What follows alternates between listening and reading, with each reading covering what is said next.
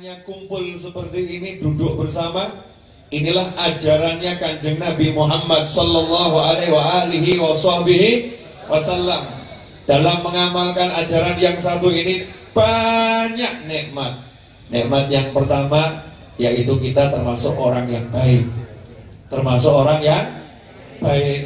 Karena hanya orang yang baik akan kumpul di tempat yang baik.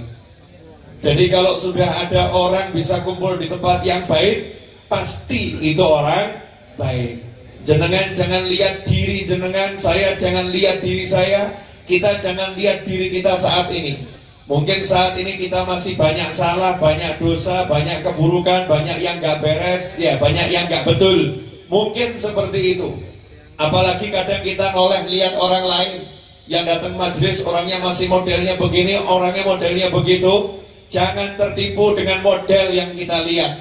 Jangan tertipu dengan apa yang kita lihat pada diri kita sendiri. Tapi yakinlah kepada sabda Kanjeng Nabi Muhammad sallallahu alaihi wasallam, bahwasanya orang yang mau duduk bersama orang-orang yang berzikir kepada Allah Subhanahu wa ta'ala, kepada orang-orang yang minta surga, kepada orang-orang yang berlindung dari siksa api neraka. Orang-orang yang seperti itu adalah orang-orang yang terampuni dosanya dan diampuni dosanya oleh Allah Subhanahu wa ta'ala. Seburuk apapun orangnya, kalau diampuni berarti dia orang baik. Sebagaimana disebutkan dalam sebuah hadis, Allah Subhanahu wa ta'ala dilapori malaikat ada orang-orang yang duduk berzikir. Kemudian saat itu Allah Ta'ala bertanya kepada malaikat, sedangkan Allah Maha mengetahui singkat dialog Allah dengan malaikat. Di antara yang ditanyakan Allah adalah mereka minta apa? Malaikat jawab minta surga. Allah nanya lagi, mereka sudah pernah lihat surga? Jawabannya belum. Pertanyaan saya kepada hadirin semuanya, jenengan kinten-kinten pengen gak masuk surga? Pengen gak masuk surga? Yuk kita minta sama Allah, ya Allah, ya Allah, masukkan kami bersama kedua orang tua kami, leluhur kami, anak keturunan kami, pasangan hidup kami, kakak adik kami, kerabat kami, sahabat kami, muslimin muslimat, semuanya ke dalam surgamu ya Allah. Amin. Malaikat lapor. Ini ditanya sama Allah sekarang malaikat, ngapain nih kumpul di sini? Jawabannya mereka minta surga. Mereka minta surga. Allah pun balik bertanya kepada malaikat, apakah mereka sudah pernah lihat surga? Saya tanya kepada bapak, ibu, mas, adik, teman semuanya, pemirsa dimanapun anda berada, sudah pernah lihat surga? Belum. Orang yang lihat mall baru, pasar baru, taman baru, tamannya menyenangkan, mallnya menyenangkan, dia berangkat ke sana, pulang pengen ke sana lagi, betul atau betul? Dia ajak temannya untuk berangkat ke sana, betul atau betul? Lah kita ini surga cuman dengar, surga cuman dengar, dan yang sudah ke surga nggak pernah ngasih laporan. Yang udah ke surga nggak pernah ngasih laporan, ya kecuali Allah Subhanahu wa ta'ala yang menciptakan surga dan Kanjeng Nabi Muhammad sallallahu alaihi wasallam yang sudah pernah masuk surga. Rasul menyatakan mala ainun ra'at wala udhunun sami'at wala khatara ala qalbi bashar. Sesungguhnya di surga itu mala ainun ra'at, yang ada di sana belum pernah dilihat mata, yang ada di sana belum pernah digosipkan oleh manusia dan didengar oleh telinga. Gak ada telinga yang mendengar keindahan surga, karena gak ada yang memperbincangkan keindahan surga. Apapun keindahan yang diperbincangkan manusia, gak ada yang seperti itu. Wala udhunun sami'at wala khatara ala qalbi bashar, dan belum pernah terlintas dalam benak manusia, pikiran manusia.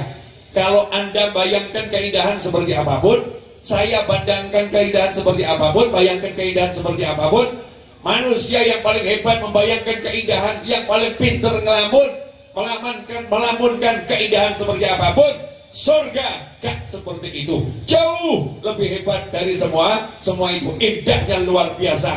Kita belum pernah lihat surga. Maka Allah balik bertanya kepada malaikat, wahai malaikat, bagaimana seandainya mereka melihat surga? Sepuluhanipun ingkang kata, seandainya nanti malam tidur terus mimpi masuk surga, pengen bangun atau pengen bablas?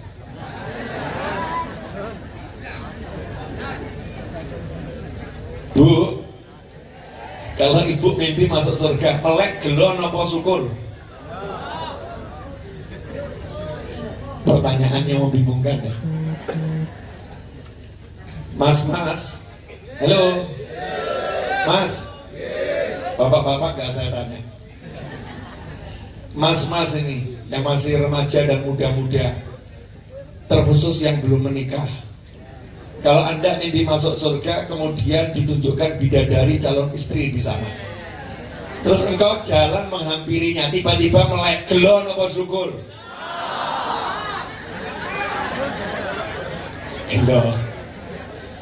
Gelo ya? Loh, kok melek? Jadi seandainya kita masuk surga dalam mimpi masuk surga itu bisa terjadi dan sudah sering terjadi, dialami oleh para ulama, dialami oleh para aulia wassalihin. Bahkan kanjeng Nabi Muhammad SAW waktu Isra dan Mi'raj, Rasulullah masuk surga, Rasul mengatakan, inni sami'tu dafana alaik bil jannah. Bilal, aku mendengar suara langkah kakimu di surga. Artinya apa? Karena Sayyidina Bilal radhiyallahu ta'ala anhu itu sahabat yang setiap hari datang ke rumah Nabi Muhammad SAW, ngetuk pintu rumah Nabi untuk membangunkan Nabi yang Nabi sudah bangun. Ya, artinya apa? Mengingatkan waktu sholat. Jadi Nabi punya asisten yang ngasih tahu udah waktunya sholat. Silahkan Rasulullah, kita akan berangkat ke masjid. Saking dekatnya Bilal dengan Nabi Muhammad SAW, maka kanjeng Nabi Muhammad SAW hafal langkah kakinya. Seperti kita, kalau udah dekat sama orang, kita bisa paham orang itu dari demamnya. Oh, Pak Di. Iya. Oh, Pak Le. Paham dari demamnya, dari langkah kakinya, cara jalannya, suaranya, berat telapak kakinya, kita bisa paham. Oh, ini jalannya fulan. Oh, ini jalannya fulana. Bisa hafal. Kanjeng Nabi Muhammad SAW bersabda, inni sami'tu dafana alaik bil jannah. Hei Bilal, aku mendengar langkah kakimu di surga. Artinya apa? Rasul lihat Bilal ada di surga. Sallallahu alaihi wasallam. Ikhwani rahimakumullah, penjelasan tentang hadis tersebut panjang dan lebar, saya nggak akan jelaskan malam hari ini. Saya mau jelaskan yang bagian ini. Mimpi masuk surga itu bisa. Di antaranya adalah Al-Habib Ali bin Muhammad bin Husain Al-Habsyi, kakak daripada gurunya Mbah Hasyim Asy'ari, adik daripada gurunya Mbah Hasyim Asy'ari. Habib Ali punya kakak namanya Habib Husain. Habib Husain itu mufti Mekah, menggantikan ayahnya juga. Ayahnya Habib Muhammad bin Husain Al-Habsyi, mufti Mekah. Habib Husain punya murid banyak. Di antara muridnya adalah Mbah Hasyim Asy'ari rahimahullah, sebagaimana disebutkan dalam kitab Tasniful Asma karya Syekh Yasin Al-Fandani. Mbah Hasyim itu belajar kepada Habib Husain di Mekah selama kurang lebih 7 tahun, di rumahnya maupun di Masjidil Haram. Nah, ini punya adik Habib Husain namanya Habib Ali. Habib Ali itu pengarang Maulid Simtuduror. Kalau kita pernah baca Maulid Habsyi, ya, itu maulid yang banyak dibaca sama para habaib, Maulid Habsyi, termasuk cucunya Habib Ali itu ada di Solo, yaitu Habib Anis almarhum rahimahullah. Nah, ini Habib Ali pernah dulu waktu beliau baca qasidah Nabu Rebana, ada orang-orang yang gak suka, difitnah ini gak sesuai tuntunan, ini begini, itu begitu, difitnah. Untuk menghindari fitnah, maka beliau hentikan dulu majelis yang pakai tabuhan-tabuhan musik yang betul-betul sesuai syar'i itu, beliau hentikan dulu. Nah, tapi beliau sedih, kok saya nggak bisa nyanyi-nyanyi baca qasidah muji kanjeng Nabi Muhammad SAW, sedih. Nah, ketika sedih seperti itu tidur. Nah, ketika tidur mimpinya apa? Masuk surga. Mimpinya masuk surga, rebahan di bawah salah satu pohonnya surga. Kemudian bidadari surga yang jumlahnya sangat banyak mendatangi Habib Ali Habsyi rahimahullah, kemudian berkata, Ali, kamu di dunia tidak boleh nyanyi ya. Nih, kami akan menyanyi buat kamu. Kami akan menghibur kamu dengan nyanyianmu. Masya Allah, dengar suara qasidahnya bidadari-bidadari surga. Sampai beliau terbangun, suara bidadari surga itu masih terdengar di telinganya. Ini contoh ulama yang mimpi masuk ke dalam surga. Nah, kalau udah lihat surga, ya mestinya hidup di dunia ya bosen, begini-begini saja. Ya begini-begini saja. Kalau boleh ya cepat pengen balik. Kalau boleh pengen cepat berangkat ke akhirat. Ada pula seorang ulama yang tadinya tahajudnya belum istiqomah. Naik kapal di tengah perjalanan mimpi. Mimpi apa? Masuk satu ruangan yang sangat indah. Di tempat tidur ada seorang wanita yang cantiknya luar biasa. Begitu didekati, wanita itu berkata, saya belum halal buat kamu. Kamu siapa? Saya calon istrimu. Istri, di mana nih? Kamu kok cantiknya seperti ini? Saya nggak pernah lihat wanita secantik kamu. Jawabannya, saya bukan manusia. Saya bidadari surga yang Allah persiapkan untuk menjadi istrimu, tapi maharnya harus dibayar. Maharnya apa? Sholat tahajud. Melek. Akhirnya sejak malam itu ulama tersebut tidak pernah meninggalkan tahajud. Nawaitunya, Allahumma Rabbi bidadari. Semangat atau enggak semangat kalau begitu? Lama sudah lihat kok, sudah lihat. Beda dengan orang yang belum lihat. Kita ini baru lihat pakai iman, pakai hati, dan masih lemah. Masih lemah. Makanya Allah Ta'ala bertanya kepada malaikat, hei malaikat, bagaimana kalau mereka melihat surga? Maka malaikat menjawab, mereka pasti akan lebih giat ibadah dan akan lebih minta kepadamu ya Allah surga. Kemudian Allah bertanya kepada malaikat, mereka minta apa dari aku? Malaikat menjawab, minta diselamatkan dari siksa api neraka. Mari kita bersama-sama minta pada Allah, Allahumma ajirni minan nar. Allahumma ajirni minan nar. Allahumma ajirni minan nar. Allahumma ajirna minan nar. Ya Allah, selamatkan kami dari siksa api neraka. Amin. Malaikat nanya, mereka minta apa? Minta diselamatkan dari siksa api neraka. Maka saat itu Allah bertanya kepada malaikat, pernahkah mereka melihat neraka? Dijawab, enggak pernah. Seorang sahabat Nabi Muhammad sallallahu alaihi wasallam, ya, yang bernama Sayyidina Abdullah bin Umar radhiyallahu taala anhu. Sayyidina Abdullah bin Umar itu waktu itu masih kecil, pengen kalau pagi bisa ngobrol dengan Nabi Muhammad SAW. Beliau punya keistimewaan karena kakaknya adalah istri Nabi Muhammad sallallahu alaihi wasallam. Beliau punya keistimewaan karena ayahnya adalah salah satu mertua baginda Muhammad sallallahu alaihi wasallam. Maka saat itu Nabi punya kebiasaan, Kanjeng Nabi Muhammad SAW setiap pagi habis sholat subuh, habis wirid, habis zikir, Rasul menghadapkan diri kepada sahabat, memandang wajah para sahabat, sahabat memandang wajah Kanjeng Nabi Muhammad sallallahu alaihi wasallam. Kemudian sahabat ditanya oleh Rasulullah SAW, adakah di antara kalian yang semalam bermimpi? Awalnya nanya, ada ndak yang meninggal hari ini? Gak ada. Ada ndak yang sakit? Gak ada. Kalau ada yang meninggal, saya akan melayat. Kalau ada yang sakit, saya akan menjenguk. Kalau udah gak ada yang meninggal, gak ada yang sakit, Rasul balik bertanya, ada ndak yang semalam mimpi? Kalau ada, saya akan tafsirkan mimpinya. Bayangkan, yang tafsirkan mimpi adalah Nabi Muhammad sallallahu alaihi wasallam. Artinya apa? Kanjeng Nabi mau interaktif ngobrol dengan sahabat-sahabatnya. Maka saat itu sahabat pengen tiap tidur minta mimpi. Biar apa? Biar besok bisa laporan sama Nabi Muhammad SAW. Tiketnya ngobrol. Kan semua pengen ngobrol, tapi gak mungkin semua dilayani. Tiketnya kalau punya mimpi, nanti ngomong, Rasul jelaskan apa arti mimpinya. Sahabat doa, minta mimpi. Di antaranya Sayyidina Abdullah bin Umar radhiyallahu taala anhu. Saat itu malam-malam mimpi, tapi besok paginya bangun gak berani cerita mimpinya. Akhirnya ngomong ke kakaknya, kak saya mimpi, tapi tolong jangan ceritakan Nabi mimpi saya ini. Mimpi apa? Saya mimpi nginguk neraka. saya mimpi lihat neraka. Ini mimpi enak atau gak enak ini? Enak. Karena udah tahu neraka. Kalau udah tahu neraka pasti punya kekuatan untuk lari menghindarinya. Betul tak betul? Nah kita belum tahu kok. Ya itu yang muda-muda tahu panasnya rokok, diselomot matanya mau enggak? Nggak mau. Kalau rokok ini diarahkan ke matanya, lari dia. Betul tak betul? Sudah tahu sakitnya jarum, sakitnya paku. Kalau paku mau ditusukkan ke badannya, dia menghindar. Maka orang yang sudah lihat neraka, punya kekuatan untuk melawan nafsu, melawan hawa, melawan dunia, melawan ego, ya melawan diri yang ngajak maksiat. Naudzubillah min dzalik. Sayyidina Abdullah bin Umar ngomong kepada kakaknya, kakakku, aku mimpi melihat neraka, dan aku paham siapa yang tinggal di sana.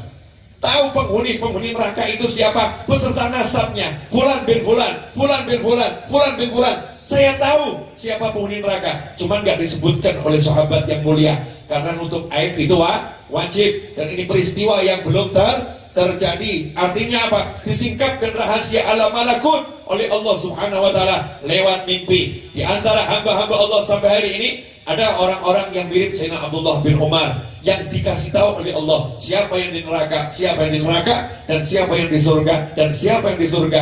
Bukan Nabi, bukan Rasul, tapi sahabat Nabi Muhammad sallallahu alaihi wasallam dan penerusnya para sahabat. Al-ulama warathatul anbiya. Para ulama adalah pewaris para nabi. Ternyata kakaknya Sayyidina Abdullah bin Umar tidak memenuhi permintaan adiknya, lapor pada Nabi Muhammad SAW. Ya Rasulullah, adik saya mimpi lihat neraka. Maka Rasul tersenyum SAW dan bersabda, ni'mal abdu. Ya, sebaik-baik hamba itu Abdullah. Seandainya dia itu bangun sholat malam, sebaik-baik hamba itu Abdullah. Seandainya bangun sholat malam akan jauh lebih hebat. Maka kakaknya ngomong kepada adiknya, saya udah ceritakan ke Rasulullah. Lu kok diceritakan Rasulullah? Iya, ini kan mimpi gak enak, jangan diceritakan ke Nabi Muhammad SAW. Dan saya ceritakan, kata Rasul, kamu hamba yang terbaik. Iya, dan kalau kamu sholat malam jauh lebih baik. Sejak hari itu Sayyidina Abdullah bin Umar tidak pernah meninggalkan tahajud sampai meninggal dunia. Dan tahajud beliau tahajud yang istimewa. Dalam satu malam beliau bisa berkali-kali tahajud. Sholat tahajud, tidur, istrinya dibangunkan, istrinya tahajud.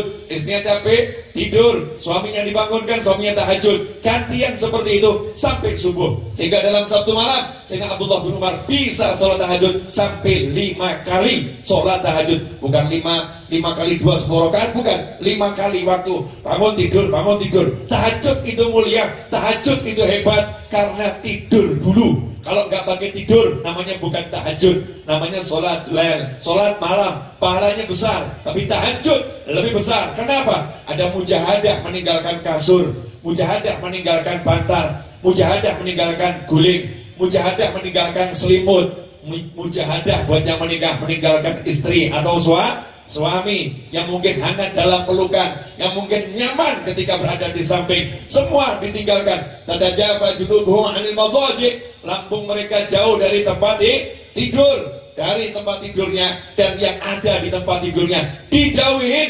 Ingat Allah Subhanahu wa taala.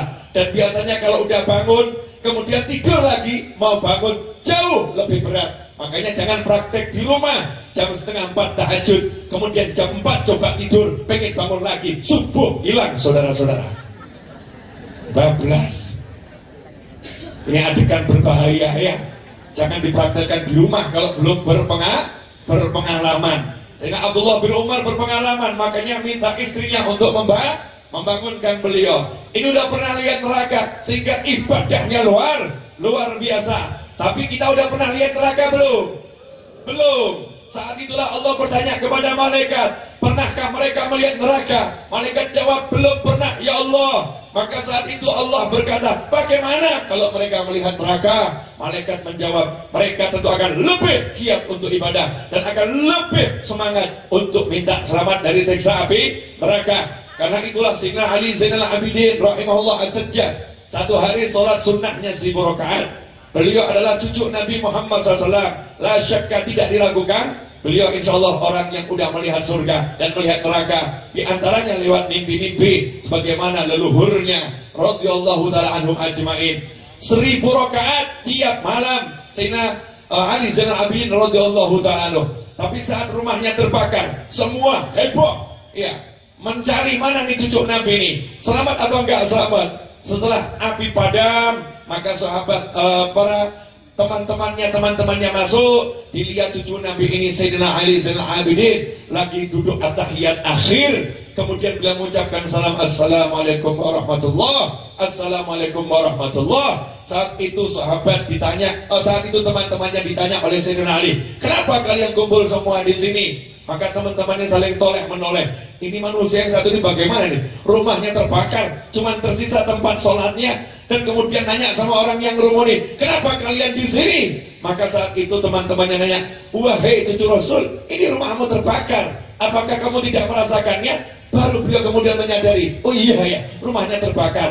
Maka saat itu ditanya sama teman-temannya, kok kamu nggak sampai terasa panasnya api yang membakar rumahmu? Jawabannya, al-hadin narul kubra an-naris sughra. Panasnya api neraka membuat aku tidak ingat panasnya api dunia. Tadi dalam sholat aku lagi membaca ayat-ayat tentang neraka, sehingga aku hanyut mengingat bagaimana panasnya api neraka. Sudah 1 hari sholat sunat 1000 rakaat masih takut pada api neraka. Begitulah orang yang kenal Allah, semakin lihat semakin takut, semakin lihat surga semakin semangat untuk mengejarnya. Kemudian saat itu Allah subhanahu wa ta'ala berkata kepada para malaikat, ishadu, hei malaikat, saksikanlah bahwasannya aku telah mengampuni mereka semua, dan aku beri mereka surga, dan aku jauhkan mereka dari neraka sebagaimana yang mereka minta. Malaikat diangkat jadi saksi, dan malaikat kalau diangkat jadi saksi gak mungkin saksi palsu, gak mungkin membuat kesaksian yang gak benar. Maka malaikat pun berkata kepada Allah ta'ala, ya Allah. Malaikat angkat tangan ngomong, ya Allah, mau nanya, ya Allah, fihim fulanun laisa minhum, ya Allah, di tengah kelompok orang-orang yang pengen surga, di tengah kelompok orang-orang yang takut neraka itu, fulan, ada satu orang laisa minhum, bukan dari kelompok mereka. Dia datang bukan karena pengen minta surga, dia datang bukan karena berlindung dari siksa api neraka, dia datang bukan karena pengen ikut zikir, innama ja' lihajah. Sesungguhnya dia datang lihajah, innama ja' lihajah. Ini pakai innama lil hasr, gak punya kepentingan yang lain. Innama ja' lihajah. Dia datang khusus punya kepentingan. Misal cari Habib Novel, mau nagih hutang susah, dicari di rumah gak pernah ketemu, kebetulan ada info Habib Novel ngaji di sini, langsung datang ikut ke majelis sambil mandang Habibnya, utangmu bayar, utangmu bayar. Innama ja' lihajah. Datang hajatnya cuma mengincar Habib Novel, belum bayar hutang. Misal seperti itu. Mungkin ada salah satu orang yang mungkin dikejar-kejar hutang, yang ngejar mungkin ada di tempat ini. Iya, itu yang ngejar termasuk kelompok yang satu ini. Innama ja' lihajah.